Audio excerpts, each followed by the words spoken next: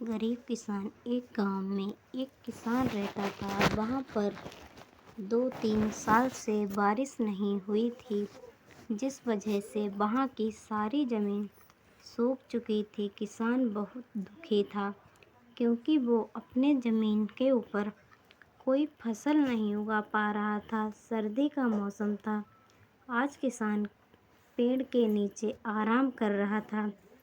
तभी उसे वहाँ एक सांप नजर आया। वह सांप अपना फन फैलाए हुए बैठा हुआ था। किसान के मन में एक बात आई, ये सांप काफ़ी सालों से यहाँ रहता है, इसे भी इस अकाल समय में मेरी तरह खाना ढूंढने में परेशानी होगी। फिर गरीब किसान ने मन ही मन यह तय किया कि वो हर रोज़ सांप को एक कटोरी दूध पिलाएगा।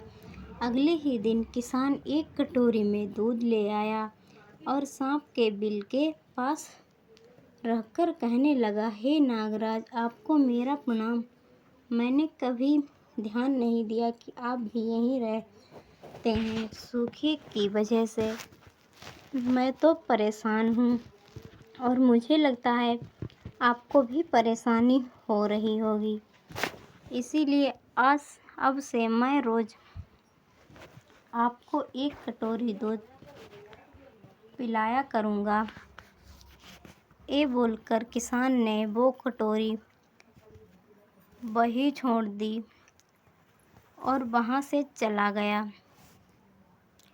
अगले दिन सुबह जब वो कटोरी लेने वापस आया तो उसने देखा कि कटोरी में कुछ चमक रहा है। किसान ने कटोरी को उठाकर देखा तो उसके अंदर एक सोने का सिक्का था। फिर किसान हर रोज़ सांप को एक कटोरी दूध पिलाता और अगले दिन सुबह हर रोज़ उसे एक सोने का सिक्का मिलता। एक दिन किसान को किसी काम से शहर जाना था और उसने अपने बेटे को यह जिम्मेदारी सौंपी। उसने अपने बेटे को कहा, बेटा, ध्यान से एक कटोरी दूध सांप के बिल के पास रख देना। किसान के बेटे ने अपने पिता के कहे अनुसार एक कटोरी दूध सांप के बिल के पास रख दी। अगली सुबह उसे भी सोने का सिक्का मिला। उसके बेटे ने सोचा कि यह सांप तो बड़ा कंजूस है, ज़रूर उसके पास बहुत सारे सोने के सिक्के होंगे, लेकिन यह तो हर रोज़ बस एक ही सिक्का देता है। अगर मैं इसे मार दूं तो मैं इसके सारे सोने के सिक्के ले सकता हूँ। अगली शाम जब लड़का दूध देने के लिए गया तो उसने सांप को देखते ही उस पर छड़ी से वार कर किया, मगर सांप भी सतर्क था। उसे छड़ी तो लगी पर उसने किसान के बेटे को भी डस लिया। सांप का विष बहुत ही जहरीला था। देखते ही देखते किसान के बेटे की मौत हो गई और जख्मी सांप अपने बिल में वापस चला गया।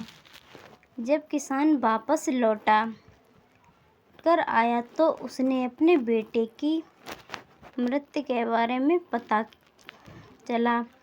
साथ ही बहुत दुखी और क्रोधित होकर सांप के बिल के पास उसे मारने पहुंचा। तभी उसने सांप को देखा कि सांप को भी काफ़ी चोट आई है। उसे देखते ही वह समझ गया कि उसके बेटे ने सांप पर हमला किया होगा। वो समझ गया कि परिस्थिति ही कुछ ऐसी हो गई होगी कि सांप ने उसके बेटे को डस लिया। उसने हाथ जोड़कर सांप से माफ़ी मांगी और सांप से अपने बेटे को वापस लाने के लिए कहा।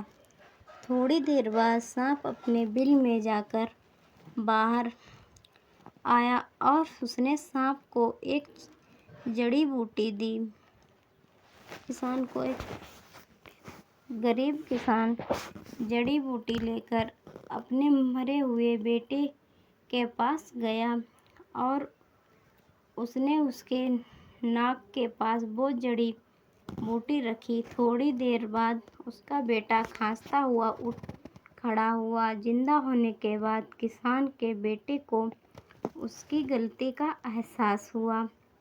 वो अपने पिता के साथ सांप के बिल के पास गया और उससे हाथ जोड़कर माफ़ी मांगी और बोला, नागराज, मुझे क्षमा कर दीजिए।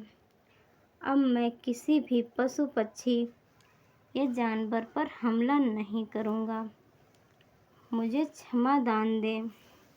सांप ने भी खुश होकर अपना सिर हिलाया और वापस अपने बिल में चला गया।